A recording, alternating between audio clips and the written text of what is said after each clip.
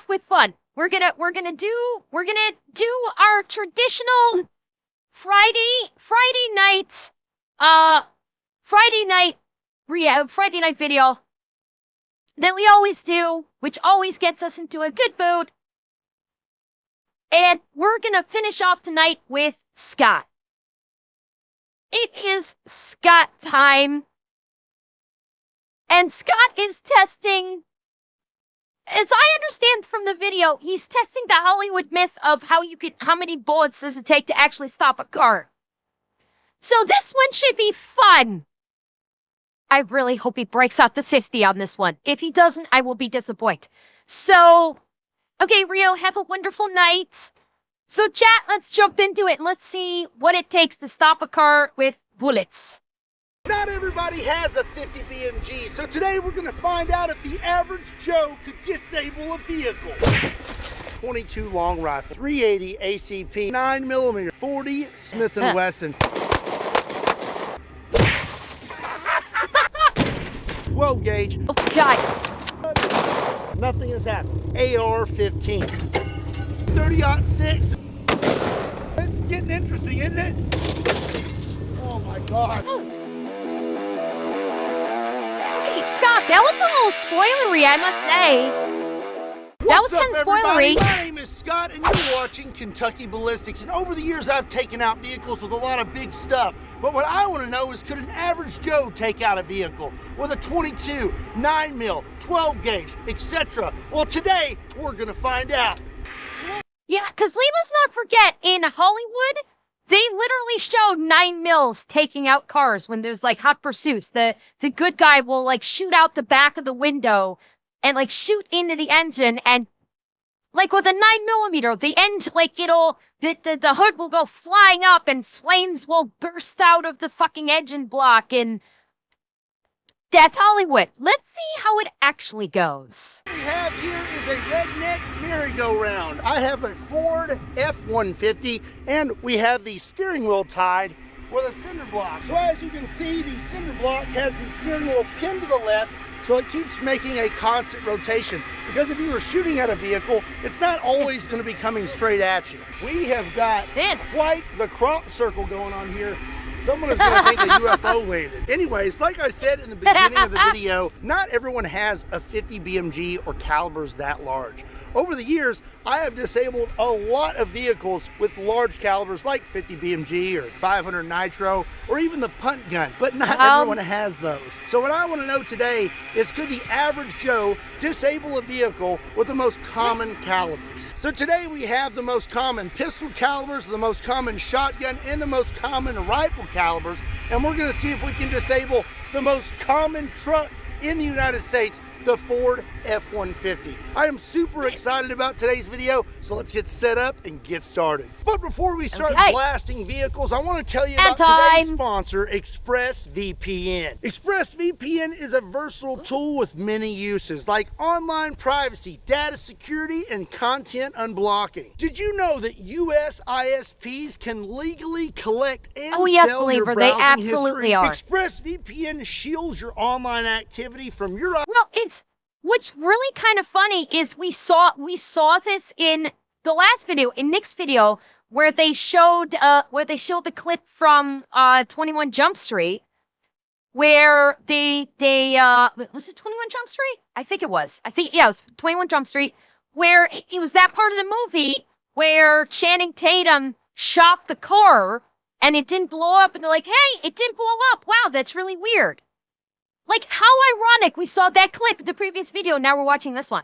Your browsing history. ExpressVPN shields your online activity from your ISP and other parties trying to spy on you. And don't even get me started on unencrypted Wi-Fi networks, like when you're at the airport, hotels, the coffee shop, or even when you're at home. I think you are a setting duck Scott for had hackers. an audio flub back there. Have no fear, because ExpressVPN wraps your traffic in an encrypted tunnel, making you a hacker's worst nightmare. ExpressVPN uses best in-class encryption encryption that would take a hacker with a supercomputer billions of years to crack. Also, did you know that some content is blocked based on your online location? Well, ExpressVPN lets you change your online location by changing your IP address to any of 105 countries. You know, when I travel, I like to use ExpressVPN. If I'm in the airport, a hotel, or something like that, I like to feel secure when I'm browsing the web. And if you want to check out ExpressVPN and find out how you can get up to 4 extra months, you can scan the QR code on the screen, click the link in the description down below, or swing over to expressvpn.com/KBEVPN. Again, a big thank you to ExpressVPN for sponsoring today's video. Now let's go get back to it. All right, first up is going to be eggs. Now, why would I try eggs, you ask? Well, I'm trying to dirty up the windshield so the driver can't see me. Duh. The price and he just wants to have fun. The bullets I'll be using today. Yeah. So we're going to start out with pistols, and one of the most common pistol calibers available is .22 long rifle. This is a Smith & Wesson Victory, and I'm loaded up with several rounds of .22 long rifle, and these are 36 grain. Okay, here we go. Stop! All right, I'm gonna actually take a shot at the motor now. Let's see here. Here we go. Okay. Yeah. Okay, well, let's see it if was we can not inspect. effective. Hey, watch out. Okay, so let's see if we hit right here. And I don't think we really did anything. It's still going. Yeah. Okay, up next is going to be 9mm. This is a Glock 19. Okay. I'm loaded up with 10 rounds of 115 grain, 9mm full metal jackets.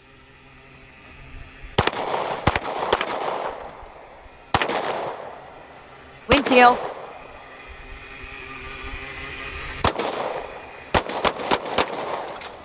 Okay, let's check that out.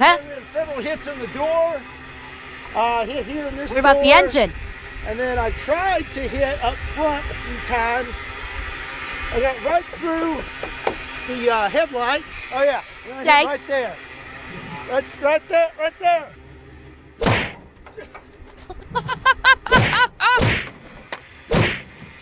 He knocked the Stanley cover off. Oh, Our good next shot. common pistol caliber we will be using is .40 Smith & Wesson. And this is a beautiful Bull Armory SAS-2 Air. And this thing is pretty in .40. And we have some 180 grain .40 Smith & Wesson full metal jackets. I haven't had this thing out in a long time. It is quite the looker. There we go. Yeah, that's a pretty gun.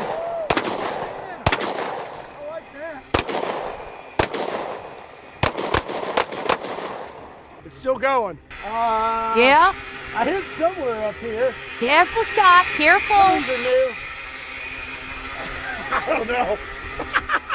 When it comes to calibers you would try to take out a vehicle I know, with, Seth. this Me is too. definitely not one that you would think of. This is an LCP2 chambered in .380 ACP, another very common pistol caliber, and I have 6 rounds of 90 grain full metal jackets. Hey. Yeah. Stop. I think I just disabled the truck with a .380. Oh my God! That sound good. Oh. Oh my God, he did it! All I know is I still got 5 rounds, so hold on a second. I'm gonna put them down.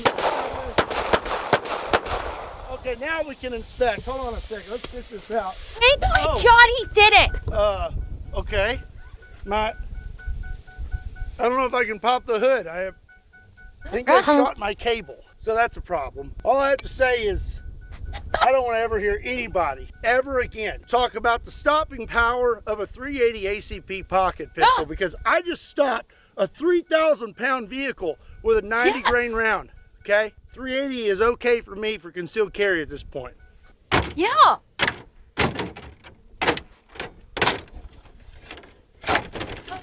What? I want to know what he hits. Okay. So. I I think it might have been the radiator. With the 380, it looks like. Right there. But I'm not really sure why it disabled the entire vehicle. That's pretty wild. So I tell you what, I'm going to try to start it. Hopefully it doesn't catch on fire. Hey, I'm seeing, I'm seeing it. Okay, now that we're at this angle, I don't think we saw it from the angle before. Yeah, we didn't see it at the angle before. You can see it down here. It's leaking fluid. I think it's leaking fluid. I'm not sure if that's transmission fluid or radiator fluid. You can see right here, it's leaking. Right here. Yeah, I'm thinking it might have leaked coolant, or it might have leaked transmit. It might be transmit. It's hard to tell because we can't see the color of it, but there it is, right there. It could be oil. It could be any number of fluids. There it is. I don't think. Hang on. Remember 8 minutes. Remember 8 minutes, chat. Hang on. We could see the start of it right here. Look, you can see the drips. We could see the start of it right here, but we didn't know if this was just like a little puddle. And that's probably why we didn't recognize it. Is because the puddle was so small, we didn't realize what this was at the time. But in reality, it's, he severed a line of some sort. And yeah, it could be, based on the hissing, I'm guessing it's coolant. That's my guess. Based on the fact that we heard that hissing, I'm guessing he hit a coolant line. And I'm thinking that may be coolant.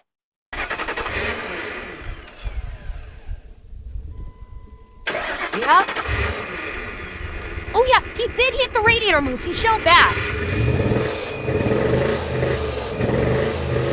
Oh, look at the coolant. Look at it dripping. I'll tell you what, that is just wild. Did not expect that today for the 380. I didn't think we would stop there, but it's looking like we disabled the Ford F-150 with a 380 pocket pistol. I guess I'm gonna sell my 50 BMG and all my other big stuff because apparently you don't need it. Always wanted to do that.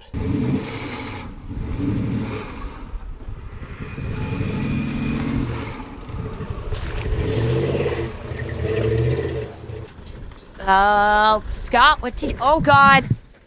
Oh no. Well, unfortunately, the Ford F-150 wasn't as tough as I thought it would be. It got taken out by a 380 pocket pistol. But now we need to find out what would happen if you were trying to take out a Chevy. Okay, well. Oh, they got another one. We have a Chevy 1500 that's actually, well, it's moving a little faster than the Ford F-150. And we're going to resume pistol calibers. This is our last common pistol caliber, 45 ACP. I'm kind of scared of this truck right now. And this is a SIG 1911, 230 grain full metal jackets. Boy. Oh, okay. We may need to slow this guy down a little bit.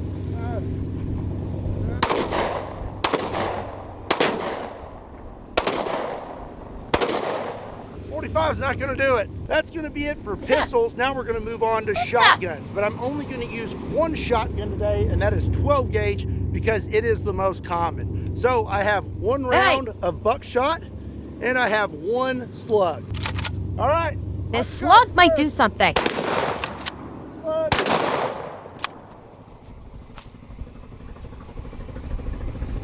Did the slug do it?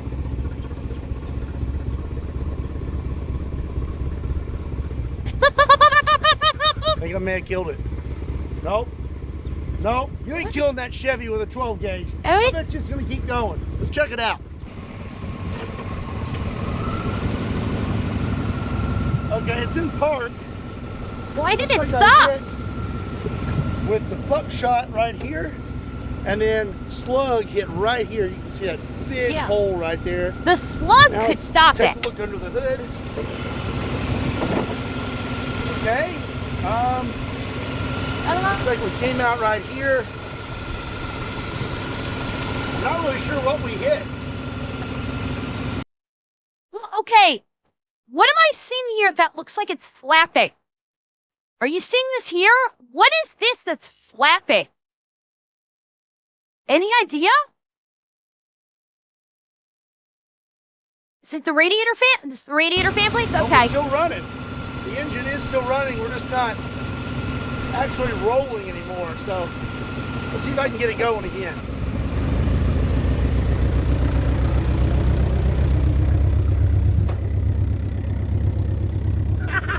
Okay. It's still going.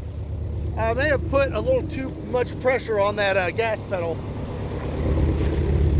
Ah, we're fine. Moving on to rifles. Oh, it stopped it in the first most common place. rifle in America is the AR-15. This is a Q Sugar Weasel, and it's chambered in 5.56. Oh, the sugar weasel. I have a 20-round mag with 5 rounds of 5.56 full metal jackets. Let's see what happens. Okay. All right, here we go.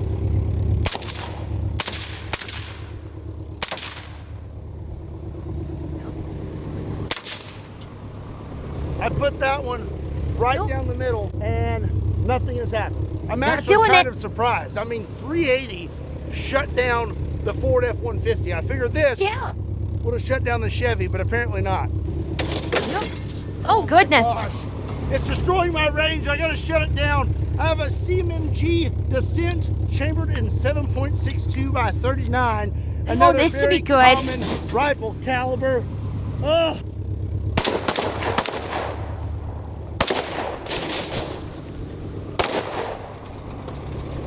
Oh! All right, 7.62 didn't do it. Oh, boy, he's run. Oh, no. Oh, no. There it is. There it is. The throttle seems to be stuck. Oops. Oh yeah. Can you get it unstuck? Can't kill the ship.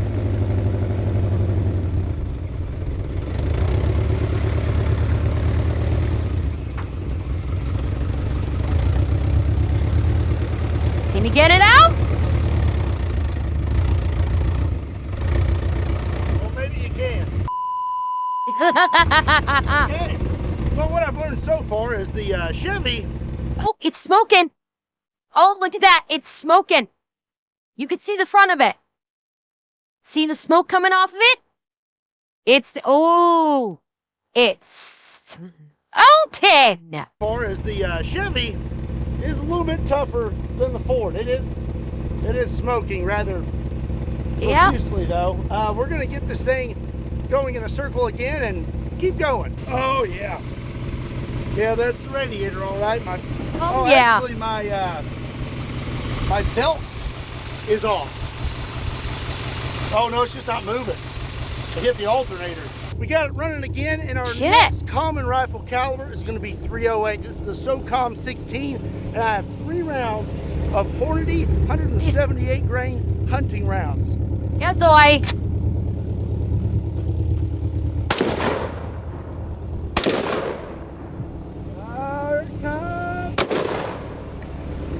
Oh, still going.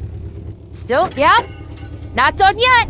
Up next is going to be 30-06. This is a Ruger 30-06, and I have 3 rounds of 178 grain Hornady hunting round.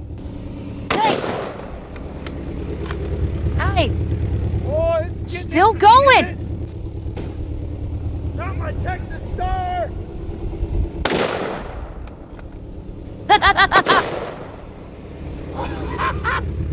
It's still going. 308's not doing it.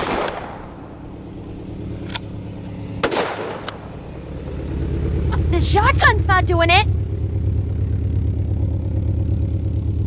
Well, even with the belt off, even with the radiator smoking, it's still going.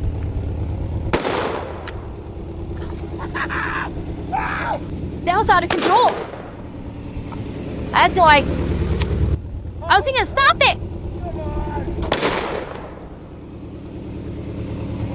It's still going. Yeah, Scott, what's up the 308? It's not the last one.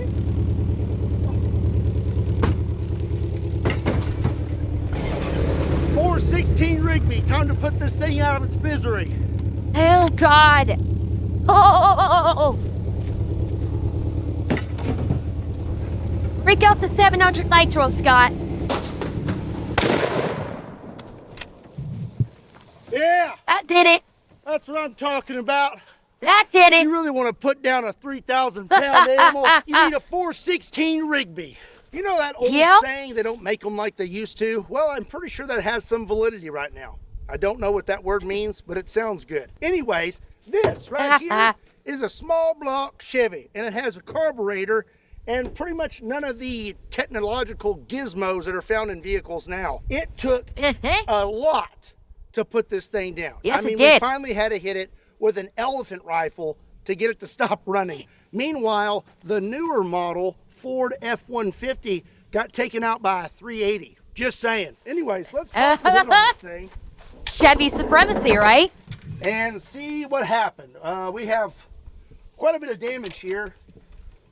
We were pretty much just running on the battery at some point because this belt isn't even really creating much friction. That is definitely not doing anything.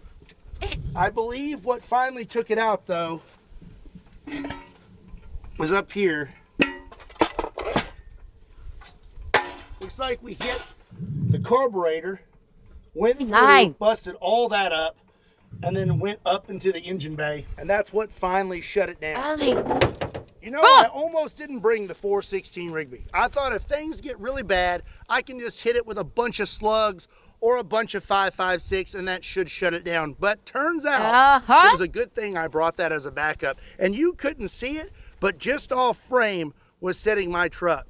And this only had to make about maybe 2 more laps, and then it was gonna plow into the side of it. So really glad I brought the 416 Honey Badger. Real quick, I want to remind you about my book, Boom Pow, I'm Braver Now. I'm super excited about this project and the cause behind it. A portion of every purchase goes to families whose children are fighting cancer through the Parker Project. If you want to check this out, there's a link in the description down below. So in a worst case scenario, do you think you would be able to disable a vehicle? Let me know in the comment section down below. And as for this vehicle, well, I don't think I'm going to be able to repair it. I have no idea how to. But if it was a firearm, I would say I need to get my start in firearms technology at STI. And if you want to check them out, there is a link in the description down below. Also, be sure and give today's video a like and make sure you hit that subscribe button so you don't miss out on more awesome content in the future. Also, be sure and check me out on all other social media platforms. Links to those can be found in the description down below, along with a link to KentuckyBallistics.com, just in case you want to pick up a shirt. And as always, my name is Scott. Thank you so much for watching Kentucky Ballistics. I'll see you next time.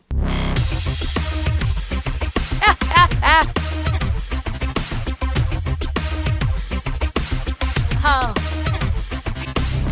that was great. Oh, that was fantastic. And honestly, like, I kind of love it when Scott has those little moments of, like, unexpected. Like when he did the 380, it's like, oh, the 380 actually stopped.